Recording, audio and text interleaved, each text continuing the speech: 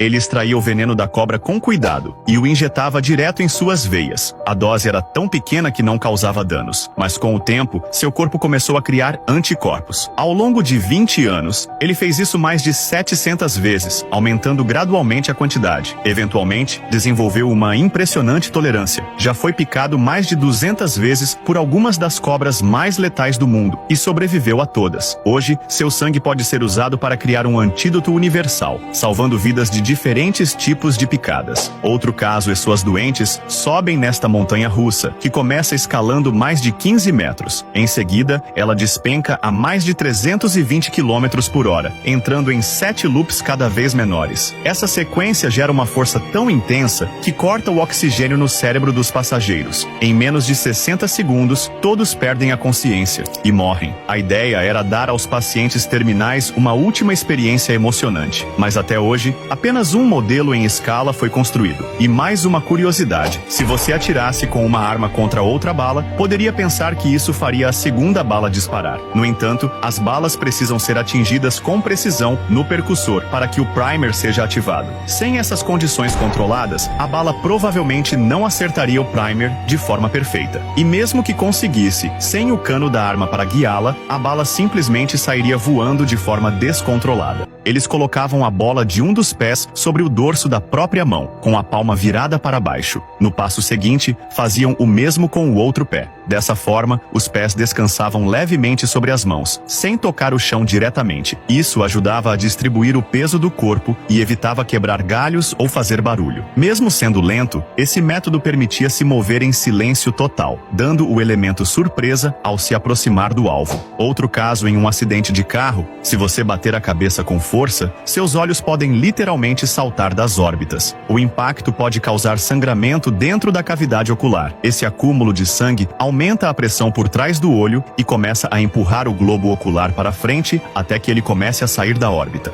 Os médicos precisam agir rápido para recolocar os olhos no lugar e salvar sua visão. E mais uma curiosidade: eles amarram uma corda fina na perna do filhote de elefante, forte o bastante para impedi-lo de fugir. O elefante puxa e se esforça por dias, mas a corda não cede. Eventualmente, ele desiste. Quando cresce, ainda amarram a mesma corda. Agora forte o suficiente para rompê-la com facilidade, ele simplesmente não tenta. Ele continua parado, como se ainda fosse pequeno. O que o prende não é a corda, é a crença de que não pode se libertar. Mantenha as mãos do lado de fora dos degraus ao subir uma escada de parque ou de carnaval. Quando avançar um pé, mova a mão oposta para o próximo degrau. Isso ajuda a equilibrar. Mas se você se inclinar só um pouquinho para um lado, cai imediatamente. Se a escada tivesse 4 pontos de apoio no chão, seria fácil. Isso porque o centro de massa do seu corpo precisaria apenas estar dentro da área formada por esses pontos. Mas essas escadas têm apenas 2 pontos de conexão. Isso reduz essa área a uma linha fina, tornando quase impossível manter o equilíbrio. É por isso que quase todo mundo cai. Outro caso, um equipamento caiu no meio da plateia e acertou um homem na cabeça.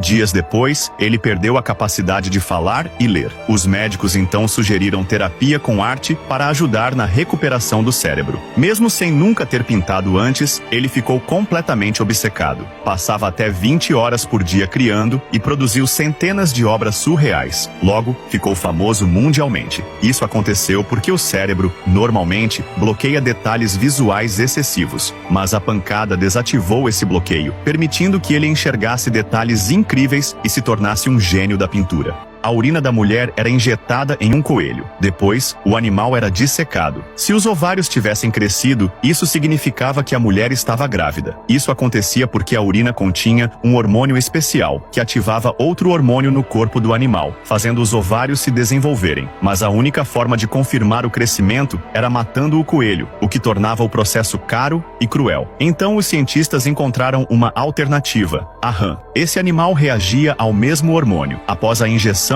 se a rã botasse ovos, isso indicava uma gravidez. O teste era tão preciso que hospitais mantinham rãs vivas disponíveis até os testes modernos substituírem esse método. Outro caso no século XIX, médicos começaram a injetar leite diretamente na corrente sanguínea dos pacientes. Eles acreditavam que o leite poderia nutrir o corpo e até ajudar na recuperação de doenças graves. Achavam que as partículas oleosas e gordurosas do leite se transformariam em glóbulos brancos no sangue. Mas logo os pacientes pacientes começaram a entrar em choque e a morrer pouco tempo após a aplicação. O experimento, que parecia promissor para a medicina, acabou se tornando um erro fatal. E mais uma curiosidade: se você urinar dentro de uma câmara especial cheia de micróbios, eles começariam a se alimentar dos nutrientes da urina. Isso liberaria partículas minúsculas chamadas elétrons. Esses elétrons percorrem um circuito e são capturados como eletricidade. Com cerca de 19 mil litros de urina, você conseguiria gerar 12 watts, energia suficiente para preparar uma bandeja de pizza rolls na air fryer.